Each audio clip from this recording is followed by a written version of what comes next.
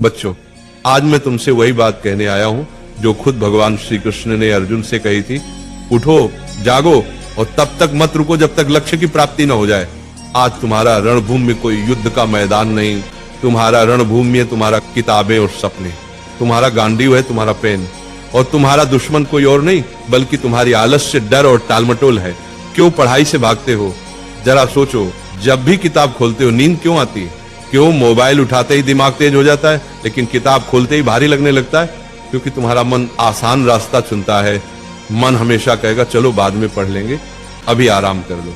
लेकिन गीता कहती है आत्मा ही मनुष्य का मित्र है और आत्मा ही मनुष्य का शत्रु है। मतलब क्या? अगर तुम मन को कंट्रोल कर लो तो वही तुम्हारा सबसे बड़ा साथी है, लेकिन अगर मन ने तुम्हें कंट्रोल कर लिया तो वही तुम्हें बर्बाद कर देगा। अर्जुन भी डरा हुआ था। उसने कहा, हे माधव, मैं नहीं लड़ सकता, मेरा मन विचलित है। श्री कृष्ण ने कहा, हे पार्थ, उठो, तुम्हारा कर्तव्य युद्ध करना है और युद्ध से भागना अधर्म है। अब सोचो, अर्जुन को कुरुक्षेत्र का युद्ध जीतना था और तुम्हें अपनी पढ़ाई का युद्ध जीतना है। अर्जुन अगर मैदान से भागता तो इतिहास उसे कायर के रूप में याद करता।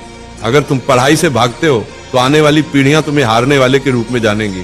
गीता का सबसे बड़ा संदेश है, कर्म करो, फल की चिंता मत करो। आज अगर तुम 5 घंटे पढ़ते हो तो तुरंत रिजल्ट नहीं दिखेगा, लेकिन ये मत सोचो कि मेहनत बेकार जा रही है। हर दिन का पसीना, हर दिन की पढ़ाई तुम्हारे अंदर ज्ञान और आत्मविश्वास का पहाड़ खड़ा कर रही है।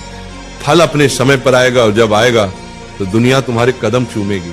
आज तुम्हारा असली दुश्मन पढ़ाई नहीं, तुम्हारा असली दुश्मन है आलस्य, ध्यान भटकना, सोशल मीडिया और कल से पढ़ेंगे वाली सोच। गीता कहती है संयम ही सच्ची विजय है।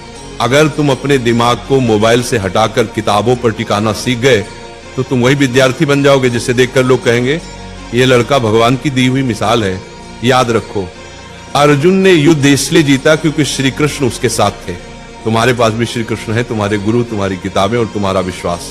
जब भी थक जाओ ये मंत्र याद करो, उठो अर्जुन, पढ़ाई तुम्हारा धर्म है, पढ़ाई तुम्हारा कर्म है।